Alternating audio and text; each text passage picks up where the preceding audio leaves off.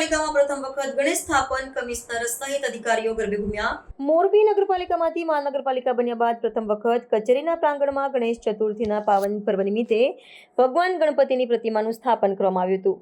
આ ધાર્મિક અને સાંસ્કૃતિક કાર્યક્રમમાં અત્યંત ભક્તિભાવ અને ઉત્સાહનો માહોલ જોવા મળ્યો હતો. પ્રથમ વખત આયોજિત આ ગણેશોત્સવને કારણે મહાનગરપાલિકાના કર્મચારીઓ અને અધિકારીઓમાં એક નવી ઉર્જાનો સંચાર થયો હતો. આ વિશેષ પ્રસંગે મોરબીના પ્રથમ મ્યુનિસિપલ કમિશનર સ્વપ્નિલ ખરે સહિતના ઉચ્ચ અધિકારીઓ અને સમગ્ર કર્મચારીગણે સક્રિયપણે ભાગ લીધો હતો.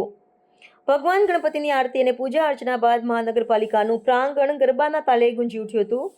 કમિશનર સ્વપ્નિલ ખરે પણ અન્ય અધિકારીઓ અને કર્મચારીઓ સાથે ગરબાના તાલે ઝૂમ્યા હતા, જેને કાર્યક્રમમાં ઉપસ્થિત સૌ કોઈ માટે એક યાદગાર અને પ્રેરણાદાયક દ્રશ્ય સર્જ્યું હતું.